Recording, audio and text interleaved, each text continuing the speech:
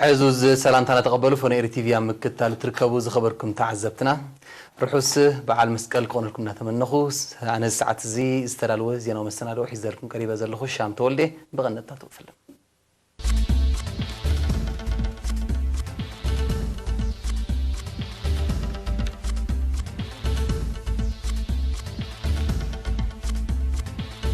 بعال مسكال بخبز بلا معرك تخبيرو أما بزحتو كابيتا زواجاش باركا كنا تزرعت تصبو كم زلة تحبيرهم أبات عب تكبار وفر خطابة عنكتسي زت ركب تخايدو أب نيجيريا العسل استمتدك تبعتي أب حدا هنسا تحيرهم ترخيبهم أفغان أمام تنقاطها طالبان مدنو قاعدن كي أقاموا مع بريزيدنت أمريكا تساتفهم تشاينا روسيا استراتيجيكا متحبار نمع باي تسامي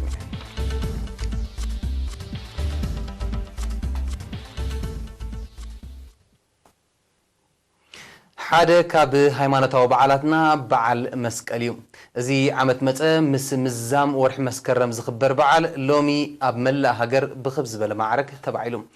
بس مرامي ربحت مسكرم نزتقايده سنه سرعات زت تخاتله وكيل إيرينا بنيام فسح حسين زدالو صبصبالو موسى بخرصين كقربين بعل مسكل لومي 28 مسكرم اب ملا هاجر بخبز بلا معرك تخبيرهم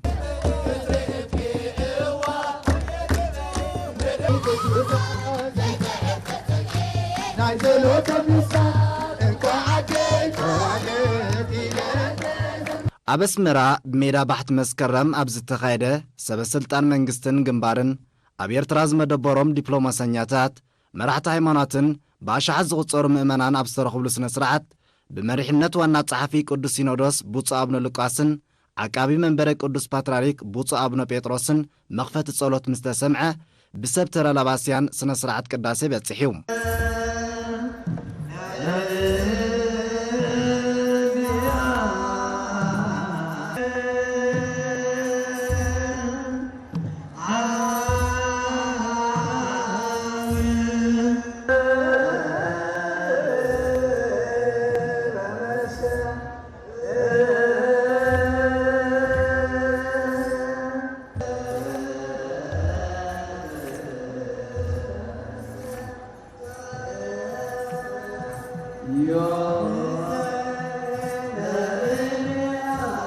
بمرحنة مكان السماعات قدس جيرجيس رافولوس تمرح لقاونتي بصناصلن كبرون تسنيوم شبشبا دحر مكياد تمهارو تمرت سنبت نتبع على زملكات منفساو مزامرن تواصون أغريبهم ممر سمون بينا نتاريخ متصاصا بعل مسكال زملكات استمهرو دحر مهاب حزب إرترا نتي كبر بعل بحرنت كبعل نزبقعو سماعتات كبرن مسغانان أغريبهم أموداتا وانا صحفي قدس سينودوس بوصو أبنو لقاسن عقابي منبرك قدس باتراريك بوصو أبونا بيتروسن استمرحو لكاونتي نداميرا بأربعة مأزن باريخهم شيق بمولع مسا محدار زوا ماكل ميجر جنرال رمضان عثمان أولاي بمخان داميرا واللعهم تساتفتي سناي منيتهم نحدش زمن قليتصام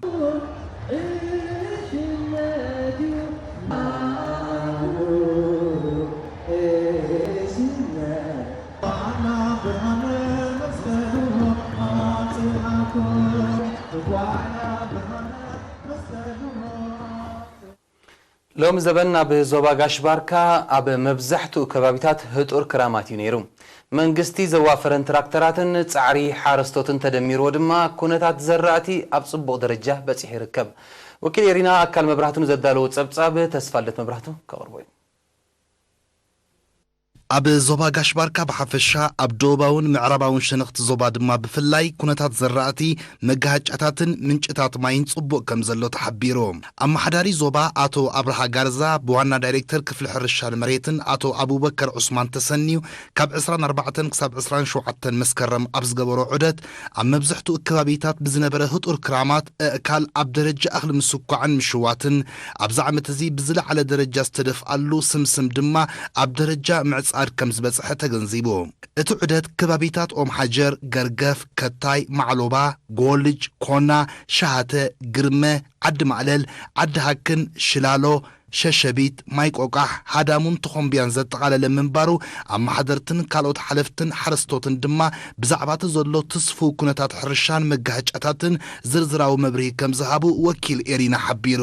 ብፍላይ ኣብ ንኡስ ዞባ ጎልጅ ሎም ዘበን ልዕሊ 80,000 ሄክታር ከም ተሓርሰን ልዕሊ 9 ሚእታዊት ኣብ ዘተኣማምን ደረጃ ከም ዘሎን እቶም ኣመሓደርትን ሓለፍቲ ቁጠባዊ ልምዓትን ምስ ኤሪና ኣብ ዝገበሮ ቃለ ምሕተት ገሊጾም ነቲ ዝነበረ ስፍሓት ሄክታር ንሕና መዲብናዮ ዝነበርና ናይ 86,000 ሄክታር ኣብ ግዚኡን ኣብ ሰዓቱን ክዝራእ ተኻኢሉ ሓደ በቲ ትራክተራት ናይ መንግስቲ ኣብ ግዚኡን ኣብ ሰዓቱን ምምጻእ ካልኣይ እቲ ዝነበረ ክራማት ኣዝዩ ኣብ ግዚኡ ስለ ዝጀመረ ጽቡቕ ዝኾነ ማሕረስ ተኻኢዱ ኣብዚ እቲ ሓፈሻዊ ኩነታት ናይቲ ዘራእቲ ኣብዚ ግዜ እዚ ክንሪኦ ከለና ብጣዕሚ ጽቡቕ ስምስም ኣብ ደረጃ ምዕጻድ መሸላ ኣብ ዘርኢ ምስኳዕ ብልቱካ ኣብ ምሽዋት በፂሑ ይርከብ ማለት እዩ ወላ ርኢናያ ዘይንፈልጥ እቶት እዩ እዚ ንጽበዮ ዘለና ሕጂ ካብቲ ዝሓለፈ ዓማስ ከምዚ ዓይነት ተወሰነ ዓመታት ጥራሕ ይድምፀና ኣብቲ እዋኑን ግዚኡን ተራክተራት ተምፅኡ ነቲ ሕፅረታት ናይ ማሕረስ ዝነበረ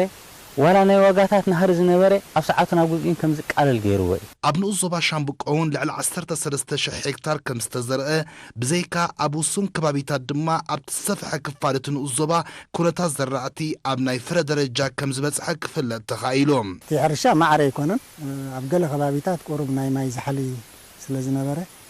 ገና ሕጂ ምጉላት ክርከብ ከሎ ኣብዘን ናይ ስግሪ ዓድታት ዘለዋ ናይ በዓል ሻሃቴ ግርሜ ዕላላ ዓዲ ማዕለል ግን ጽቡቕ ክራማቱን ስለ ዝነበረ ሕጂ ኣብ ምሽዋት ገጹ ቀሪብሎ ብሓፈሻዋ ተስፉ ናይ እቶት ንክገብር ህዝቢ ተኮይኑ ኣብ ትጽቢት ኣሎ 50 ትራክተራት ናይ መንግስቲ 38 ትራክተራት ናይ ግሊ ተሳቲፈና ዝመሓረስ ኣብ ውሽጢ ሓፂር መዓልታት እቲ ማሕረስ ተኻይዱ ትዝበዝሐ ዝራእቲ ናይ ዝንኡ ዞባና ማሸላ ኮይኑ ብኻልኣይ ደረጃ ዝስራዕ ከዓ ብልቱጊ ብውሕድ ዓቐን ስምስም እዚ ዕፉን ዳውግሻ ከምኡውን ኣዝዩ ውሕድ ጣፍ ኣለና ብሓፈሻ እቲ ዝራእቲ በፂሕዎ ዘሎ ደረጃ ምስ ንርኢ እቶም ናይ ቅብኣት ኣዝርእቲ ከባቢ 15 ሚእታዊት ይሽፍኑ ካብ ዝተዘሪኡ ዘሎ ዳርጋ 95 ሚእታዊት ከዓ እኽሊ ኣብ ምስኳዕ በፂሑሎ ማለት እዩ ኣስታት 30,000 ሄክታር ዝተዘርኦ ንኡስ ዞባ ላዕላይ ጋሽ እውን እንትኾነ ዘዕግብ ምህርቲ ክሕፈሶ ትጽቢት ከም ዝግበር ተሓቢሮም ብበዝሐ ከም ዝንሪኦ ዘለና ናብ ደረጃ ምኡጋም ወይ ኣብ እኽሊ ምስኳዕ ደረጃ ይበፅሕ ዘሎ ናብ ዘተኣማምን ደረጃ በፂሕ ኣሎ ማለት እዩ ኣቐዲሙ ስክፍታ እንታይ ነይሩ ብሳዕሪ ቆፅለ መፅሊ እዚ ኣብ ኣታ ሓርማዝ ገለ ዝበሃል ዝተሸፈነ ሎሚ ዓመት ኣብ ዝኸድካዮ ከባቢ ሙሉእ ሳዕሪ ዘለዎ እቲ ኣብ ኣጠቓቕማ ገሊ ናይ ሓዊ ገለ ተዘይመፅኡ ብመግቢ ናይ ጥሪት ዝኾነ ስክፍታ ዘሎ ኣይመስልን ኣብዚ ዓመት ሕጂ ምስ ዘሎ እቶት ትፅቢት እውን ክበዝሕ ስለ ዝኽእል እቲ ብኻልእ ብመኼዳ ትገብሮ ወይ ብኻልእ ብናይ ደጋጋ ትፅቢት ንፅበ ኣለና ማለት እዩ ካብ መንግስቲ ንፅበዮ ካልእ እቲ ህዝቢ ዝያዳ ጥንቃቐ ክገብረሉ ዝግብኦ ባልዕ እዩ ካብ እንስሳ ይኹን ዋላ ካብ ካልእ ባልዓት ጥንቃቐ ገይሩ እኽሉ ኣብ ቆፍኡ ክኣቱ ከም ዘለዎ ክከታተል ዘርዓ ዘድልዮ ጉዳያት ከባቢታት ዘድልዮ ዘርዓ ክገብር ኩሉ ነፍሲ ወከፍ ሓረስታይ እኽሉ ክከናኸንን ከባቢኡ ክከናኸን ከም ዘሎ ኢና ንለዋወጦ ማለት እዩ ዋና ዳይሬክተር ክፍሊ ሕርሻን መሬትን ዞባ ጋሽ ባርካ ኣቶ አቡበከር ዑስማን ኣብ ዝሃቦ መብርሂ ኣብዚ ዓመት እዚ ኣብ መላእቲ ዞባ ልዕሊ 205,000 ሄክታር ከም ዝተሓርሰ እዚ ድማ ካብቲ ክሕረስ ተወጢኑ ዝነበረ ስፍሓት 9 ሚእታዊት ከም ዘጠቓልል ብምጥቃስ መንግስቲ ዘዋፈረን ትራክተራት ዓብ ዝተዋፅኦ ከም ዝገበራ ኣብሪሂዎም 230,000 ሄክታር ንምሕራስ መደብ ነይሩና ካብዚ 205,148 ሄክታር ተሓሪሱ ካብቲ ዝሓሸ ካብ ናይ ዓሚ ሎም ዓመት ዝሓሸ ሓዲት ሓረስቶት በቲ ዝግበረሎም ዝነበረ ጎስጓስ ኣጻሊ ዝግበር ዝነበረ ጎስጓስ ብእዋኑ ክሓርሱ ከም ዘለዎም ሎም ዓመት ኩሎም ኩለን ውሳን ዞባታት ብእዋኑ ማሕረስ ጀሚሮም ትራክተራት እውን ናይ መንግስቲ ብእዋኑ ስለ ዝመፃ እቲ ዝነበረ ዋጋታት ናይ ምጉዳል ፅቡቕ ተራ ነይርዎ ሎም ዓመት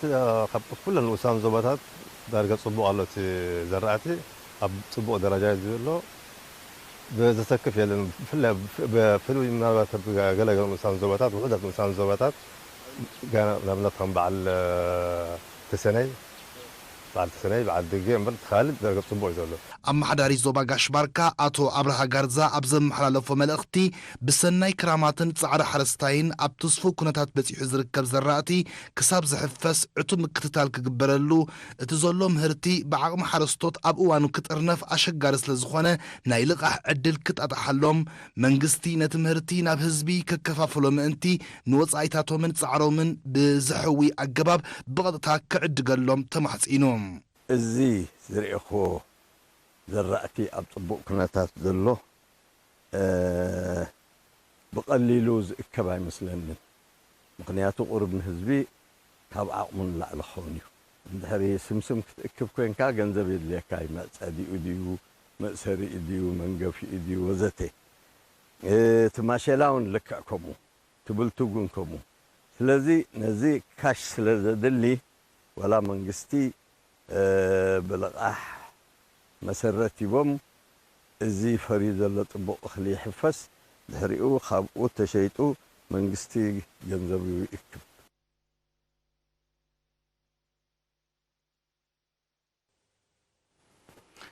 ኣብ ተግባር ናይቲ ብደረጃ ዞባ ሰሜናዊ ቀይሕ ባሕሪ ካብ 15 ክሳብ 30 ሕዳር ዝሰላሰል ወፍሪ ክታበት ሕማም አንቅፂ ዝትርክብ ብ24-25 መስከረም ኣብ ከተማ ባፅዕ ተኻይዱ ኣብቲ ዝምልከቶም ኣካላትን ናይ ስራሕ መሻርክትን ዝተሳተፎ ዘተ ሓላፊ ጨንፈር ሚኒስትር ጥዕና ኣቶ ተስፋይ ተስፋጽዮን መጠን ሸፈተነ ክታበት እናዓበየ ምምፁ ውፅኢት ውህድ ሽርክነታዊ ስራሕ ምዃኑ ብምጥቃስ ኩሎም ምስ ህዝቢ ብቀረባ ዝሰርሑ ኣካላት ኣብ ምዕዋት ተወጢኑ ዘሎ ወፍሪ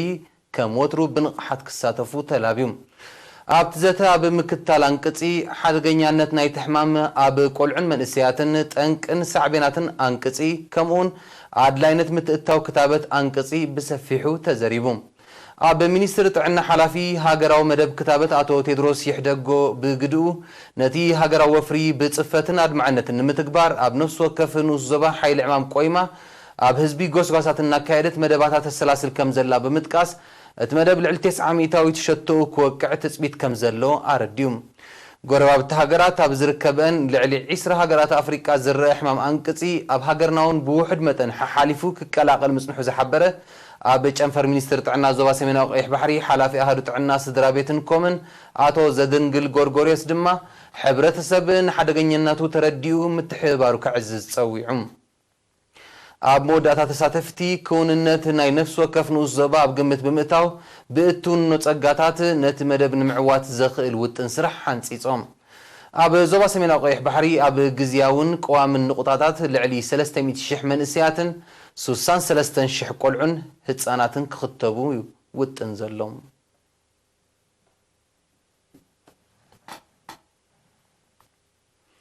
ኣብ ንኡስ ዞባ ኣርባዕተ ማሕበራዊ ኣገልግሎታት ንምስፋሕን ንምዕባልን መደብ ከም ዘሎ ኣመሓዳሪ ንኡስ ዞባ ኣቶ ሃብተኣብ ገብረኣብ ምስ ኤሪና ኣብ ዝገበሮ ቃለ ምሕትት ሓቢሮም መሰረታዊ ኣገልግሎት ጥዕና ትምህርትን ማይን ንምዝርጋሕ ኣብ ዝሓለፈ ዓመታት ብዝተኻየደ ጻዕሪ ጥዕናዊ ንቕሓትን ተሳትፎን ህዝቢ ብምዕባዩ ተርእዮሞት ኣዴታትን ዕሸላትን ከም ዝጎደለ ብዙሓት ዜጋታት ድማ ትምህርቶም ዛዚሞም ንህዝቦም ኣብ ምግልጋል ከም ዝርከቡ ኣብሪሁም ህዝቢ በብኸባቢኡ ተወዲቡ መገብቲ ጽርግያታት ኣብ ምስራሕን ሓመድን ማይን ኣብ ምዕቃብን ንጡፍ ተሳትፎ ከም ዝነበሮ ዝሓበር ኣቶ ሃብተኣብ ኣብ ዛቲና ዘለና መድረኽ ነዚ ንምድንፋዕ ኣብ ምዕባል ማሕበራዊ ኣገልግሎታት ዝያዳ ቆላሕታ ከም ዝግበር ገሊጹም እዚ ከምዚ ኢሉ እንከሎ ነበርቲ ኢግሮሊ ንኤሪና ኣብ ዝሃብዎ ሓበሬታ ኣብ ዝተዋደደትሎም መደበር ጥዕና ጽፉፍን ስሉጥን ኣገልግሎት ይረኽቡ ከም ዘለዎ ብምጥቃስ ንምዕባሉ ኣብ ዝካየድ ጻዕሪ ካብኦም ዝሕተት ንምምላእ ድልውነቶም ኣረጋጊጾም ሓላፊ መደበር ጥዕና ኢግሮሊ ተሓጋጋዚ ነርስ ሁሴን መሐመድ በወገኑ ንዝህቡ ኣገልግሎት ናብታ መደበር በኣካል ኣብ ዝመፁ ከይተወሰኑ ኣብቲ ከባቢ ናብ ዝርከባ ዓድታትን ቁሸታትን እናተንቀሳቐሱ ከም ዝሰርሑ ብምሕባር ብህዝብን ምምሕዳርን ዝግበረሎም ምድጋፍ ኣብ ኣድማዕነት ስርሖም ልዑል ኣበርክቶ ከም ዘለዎ ኣፍሊጡ ኣብ ንኡስ ዞባ 17 ትካላት ትምህርትን 5 ትካላት ጥዕናን ክህልዋ እንከላ ተጠቃምነት ፅሬቱ ዝተሓለወ ቀረብ ማይ ልዕሊ 80% ከም ዝበፅሐ ሰነዳት ምምሕዳር ንኡስ ዞባ የመልክት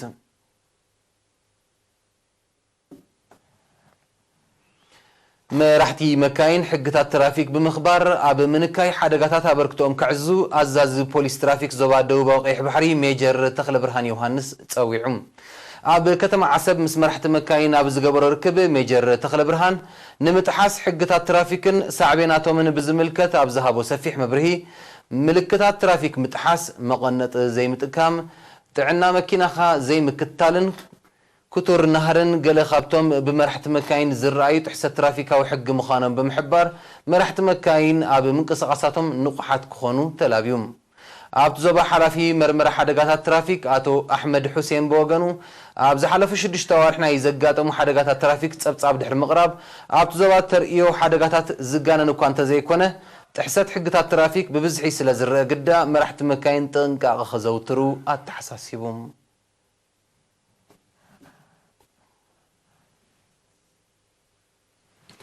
ኣብ ንዞባ ድባርባ ስልጠና ምርባሕ ደርሆን ንህብን ከምኡውን ስነ ጽባቐ ፀጉሪ ዝሰልጠኑ 70 መንእስያት ብ26 መስከረም ተመሪቖም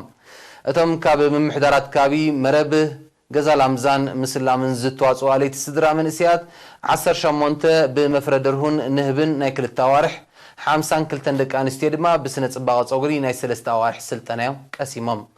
ኣማሕዳርቱን ዞባቶ ፍረ ወንጌል ተኽለ ሃይማኖት ኣብ ዘስምዖ ቃል ዕላማት ስልጠና መንእስያት ሙያ ቀሲሞም ምንጪ ቁጠባዊ እቶት ንምሓስ ስለ ዝኾነ ሰልጠንቲ ብዝቐሰሞ ሙያ መነባብሮኦም ኣብ ምምሕያሽን ከባቢኦም ኣብ ምልዋጥን ክሰርሑ ብምዝኻር ምትሕብባር ምምሕዳር ከም ዘይፍልዮም ኣረጋጊጽሎም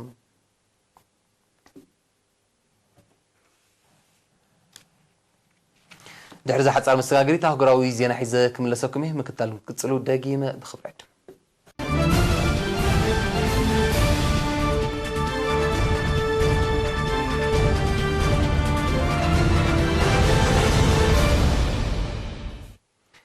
ፖሊስ ናይጄሪያ ብዘካየዶ ጸጥታ ወፍሪ ኣብ ከተማ ካዱና ኣብ ሓደ ሃይማኖታዊ ቤት ትምህርቲ ዝብል ናይ ሓሶስ ስም ዝተዋህቦ ህንፃ ክሳብ ደቂ 5 ዓመት ቆልዑ ዝርከቦም ልዕሊ 300 ደቂ ተባዕትዮ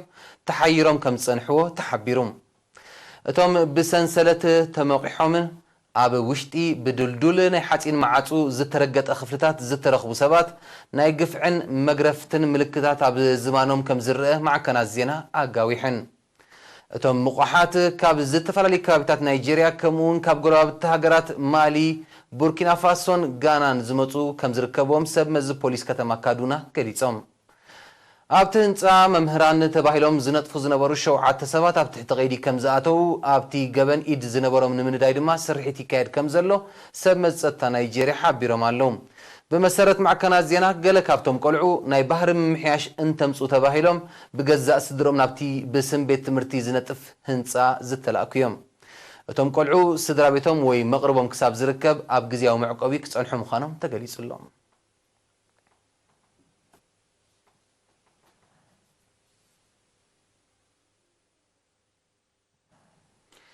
أفغاناويان عطوق جلة طالبان زم حلالفو متنقطع متقعتاتن أب مدمسي مأكلات زنبرة مدنوغاياتن كي أقمم أبتلوم عسران شمون تمسكر مستخايد بريزيدنتاو مريتشا خم تساتفو تقاليحهم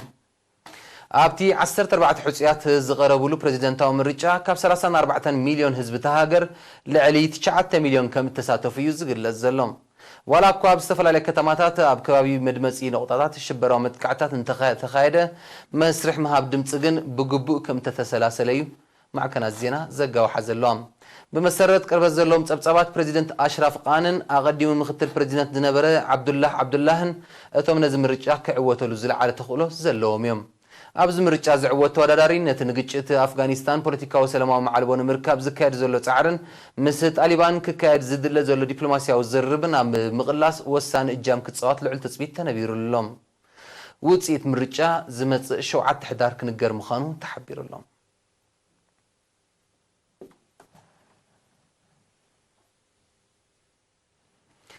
منستر قدات وصاي تشاينا وانغ يون روسياوي مزنو سيرجي لافروفن لومي 28 مسكرم غون غونتي اب كتما نيويورك زقان عزلو اخي بحفشاو بايت حبرات هاجرات اب زكايد وركب استراتيجيكاو متحبار هاجراتهم المعزاز تسماميعهم كلتشن 19 مبل 7 عامت زخري وقعوا من مسرات دبلوماسياو زمدنا تشاينا روسيان زصنبللو فولي اغاطام مخانو ززخاخره منستر قدات وصاي تشاينا وانغيو كلتين هاجرات زلو متحبار مخبار لولاونتن موغاد قداماو متتاون بزل على كقصلو تاعتي زلو حدش مدرخ زطلبو مخانو انا تصيرهم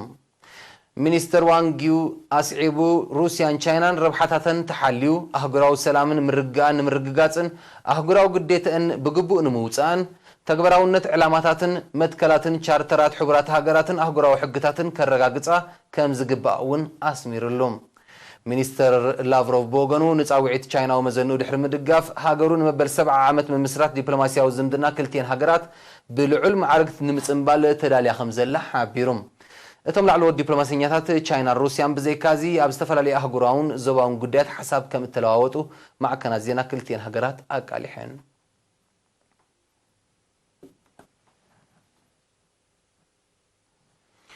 ኣብ ወደብ ኡልሳን ናይ ደቡብ ኮርያ ኣብ ክልተ ነዳዲ ዘመላልሳ መራኽብ ብዘጋጠመ ሓደጋ ኖት ግን ባርዕን 10 ሰባት ከም ዝቆሰሉ ተቃሊሖም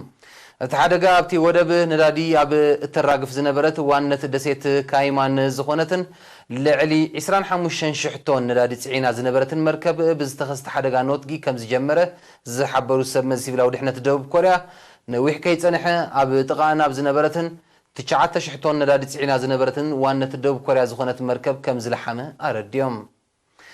ኣባላተን መራኽብ ዝኾኑ ሩስያውያንን ፊሊፒናውያንን ዝርከቦም ብጠቕላላ 46 ባሕረኛታት ብህይወት ከም ዝደሓኑ ዝተቐሱ ጸብጻባት እቶም ቁስላት ስራሕኛት ወደብ ምዃኖም ኣፍሊጦም ኣብዚ እዋን እቲ ባርዕ ኣብ ትሕቲ ቁፅፅር ከም ዝኣተወ ሰብ መዛህርታት መጥፋእቲ ሓዊ ሓቢሮም ጠንቅቲ ሓደጋ ኣብ ምርመራ ይርከብ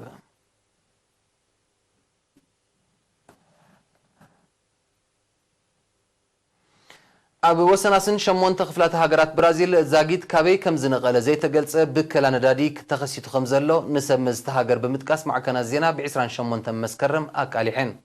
بمسرة سمزي أكابيو عقاب برازيل بتتريو لعل 3000 كيلومتر وسناسن سميناو مبرق بقالوتا تتصيلي خمزلو سفيح كفال أكالاتهم بتندادي استشفنا عوافن ناي بحري أباقو بيندما بمعبل تقفيعم أبقماقم كم ترغبو أرديوم سميناو مبرق أقماقم بحر برازيل مسحبة أحتي زخونة بوتاتات هوتيلاتن ناي توريست مأكلاتن زركبو بمخانو تتخسيتو زلو بكلا أبز حتى روان أب تحتي كوتصر مزياتو أبصلا توريزم تهاجر بقليل زي قمت قالو تاوصلوا خمس هلويم مستهاجر قرب زلهم تنتن تزحبرهم أبو سناسن بحر برازيل زت تزرق حيالون عدنا دادي تكالات كوانتلوا سب مزجن تبكلا كابن سعب كم زي كونيم زحبرو زلهم ناب تخابي زغربه ناي عدنا ندادي مأكلات أب فنزويلان وشمت مكسيكو كوانتلو كابو استبقسه كي كون زنفت بكلا يخون لحبك ندادي كم زي اللي زغلت بزد ما سب مز برازيل نتنقن متصراي كبير بدو كوينوم كم زي اللي زغلت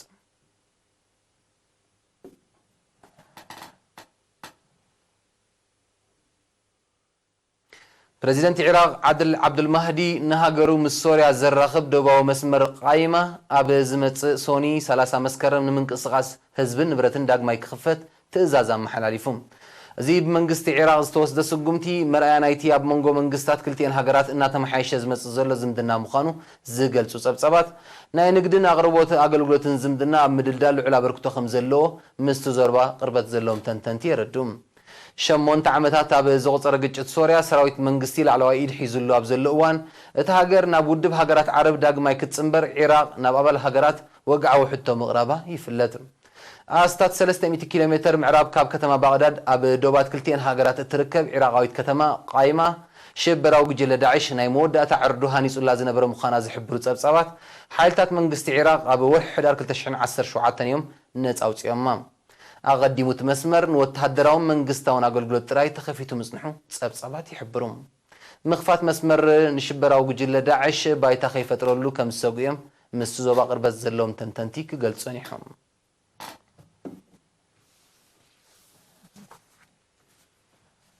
نزعل استرالو زينو مسنا دواب سزازي ملو دقيمة روح اسبع على المسكال خون لكم نتمنخو في الليكم بروح مشات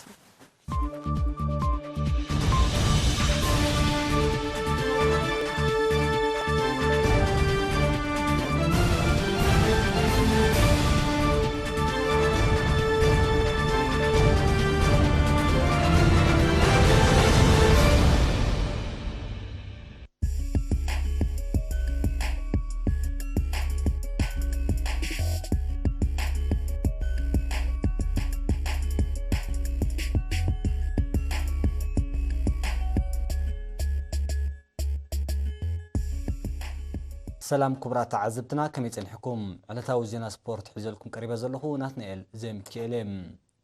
بياف الزتلالو اب قطر دوحاز انغرزلو وورلد شامبيونشيب غوي اغري هاغراويت غانتا اتلتيكس ኤርትራ تساتفالا تمالي دق انستين ناي ماراثون وددر كايدن ኣብቲ ብሓፈሻ ብርቱዕ ኩነታት ኣየር ዝተንፀባረቐ ውድድር ኬንያዊት ኣትሌት ሩቲ ኬፕቺንቱጌች ብ2 ሰዓትን 32 ደቂቃን 43 ካሊትን ቀዳሚት ኮይና ንውድድራ ክትዛዘም ከላ ኣብዚ ውድድር ንኤርትራ ዝወከለት ናዝሬት ወልዱ ድማ ንውድድራ ብ2 ሰዓትን 53 ደቂቃን 45 ካሊትን መበል 23 ተርታሒዛ ፈፂማቶላ ዕውቲ ናይ ዝርሓ ዝኾነት ጓል 25 ዓመት ኬንያዊት ሩቲ ዝሓለፈ ጥሪ ኣብ ዱባይ ዝተሰላሰለት ትምሳሌ ርሕቀት ቀዳሚት ኮይና ተዓዊታ ምንባራ ኣይርስዓን እዚ ከምዚ ልንከሎ ሃገራዊት ጋንታ ቅድድም ብሽክለታ ኤርትራ ከመቐጻልታ ናይቲ ኣብ ወርልድ ሻምፒዮን ዮርክሺር ከተካይዶ ዝጸንሐት ንጥፈታት ትማል ደቂ ተባዕትዮ ትሕቲ 23 ዓመት ናይ ሓደ መዓልቲ ውድድር ኣሰላሲሎም ነቲ ካብ ዶንካስተር ክሳብ ሃሮጌት 173 ኪሎ ሜትር ትዝርጋሕ ዝነበረት መድረኽ ድማ ኢጣልያዊ ሳሙኤል ባቲስቴላ ብ3 ሰዓትን 53 ደቂቃን 52 ካሊትን ግዜ ቀዳማይ ኮይኑ ተዓዊቱ ኣባላት ሃገራዊት ጋንታ ኤርትራ ዝኾኑ ተቐዳድምቲ ዝሓዝዎ ደረጃ ድማ ሄኖክ ሙሉ ብርሃን 12 ደቂቃን 42 ካሊትን ግዜ ድሕሩ መበል 73 ተርታሒዙ ኣብዚ ሰሙን ምስ ክለብ ዴልኮ ከም ዝተጸንበረ ዝግለጸሉ ቢንያም ግርማይ ድማ 20 ደቂቃን 35 ካሊትን ግዜ ድሕሩ መበል 110 ደረጃ ሒዙ ውድድሩ ክፍጽም ከሎም ዳንኤል ሃብቲ ሚካኤልን ናትናኤል ተስፋጽዮንን ግና ብሰንኪ ዝነበረ ሕማቕ ኩነታት ኣየር ውድድር ክወድዎ ኣይከኣሉን ወርልድ ቻምፒዮን ክሳብ 29 መስከረም ቀጻሊ እዩ ኣብ ናይ ትሕቲ 20 ዓመት ሴካፍ ኣፍሪቃ ትሳተፍ ዘላ ሃገራዊት ጋንታ ኩዕሶ እግሪ ኤርትራ ናይ ረብዒ ፍጻመ ፀወታ ንምስልሳል ምድላወታ ኣጻፊፋ ኣብ ኡጋንዳ ዝእንገድ ዘሎ ሴካፍ ኣፍሪቃ ትሕቲ 20 ዓመት ብኣለም ሰገድ ኤፍሬም ትስልጥን ሃገራዊት ጋንታ ኤርትራ ንኡጋንዳን ሱዳንን ናኸቲላ ካብ ምድብ ሓደ ቀዳሚት ኮይና ናብ ረብዒ ፍጻመ ሓሊፋ እያ እዛ ጽባሕ ሰዓት 4 ድሕሪ ቀትሪ ምስ ዛንዚባር ትፃወት ሃገራዊት ጋንታ ኤርትራ ድማ ብኣጉ ምድላወት ጌራላ ዋላ እኳ ሃገራዊት ጋንታ ኤርትራ ቀዳሚት ኮይና ብምሕላፋ ከም መሰረት ኣቐዲሙ ዝወፅእ ሓበሬታ ኣብ ጉሉ ክትፃወት ይግባኣ እንተነበረ ድሕሮም ኣካይድቲ ናይ ዝውድድር ብዝገበሩ ሓድሽ ንድፊ ግን ሃገራዊት ጋንታ ኤርትራ ናብ ጂንጃ 410 ኪሎ ሜትር ተጓዒዛ ፀወታ ከተካይ ተገዲዳላ እቶም ክሳብ ሕጂ ኣብ ኩሉ ዘካየደቶ ውድድራት ሞራሎም ዘይበቐቆላ ኣባላት ማሕበረኮም ኤርትራውያን ነበርቲ ኡጋንዳን ግን ከም ልማዶም ሎሙን እንተኾነ ብናይ ሓባር መጓዓዝያ ተሳፊሮም ነቲ ሃገራዊት ጋንታ ኩዕሶ እግሪ ንምትባዕ ጽባሕ ናብ ጂንጃ ኣንፈቶም ክገብሩ እዮም ኣብቲ መዓልቲ ብሩንዲ ድማ ምስ ኬንያ ኣቐዲማ ንፀወታ ከተሰላስል እያ ህዝብን ምምሕዳርን ከተማ ዓሰብ ንሃገራዊት ጋንታ ትሕቲ 15 ዓመት ካብ ዝቆሙ 11 ተጻወታ ከተማ ዝኾኑ ስፖርታውያን ሞራላውን ንዋታውን ምትባዕ ገይሮም ሓላፊት ክፍሊ ባህልን ስፖርትን ዞባዶ በቃሕ ባሕሪ ወይዘሮ ሓዋ መሐመድ ኣብታ ኣጋጣሚ ኣብ ዝስማዓቶ ቃል ስፖርት ኪኖ ጥዕናዊ ጥቕሙ ኣብ ምህናፅ ሓድነትን ሃገራውነትን ዓብ ኣበርክቶ ዝገብር ዓውዲ ምዃኑ ብምጥቃስ ኣብ ህፃናት ፍሉይ ቆላሕታን ኣተኩሮን ዝገበረ መደባት ስፖርት ውፅኢቱ በዞም ስፖርተኛታት ስለ ዝተረጋገፀ ብዝሓየለ ክድፋሉ ከም ዝኾነ ረጋጊፃ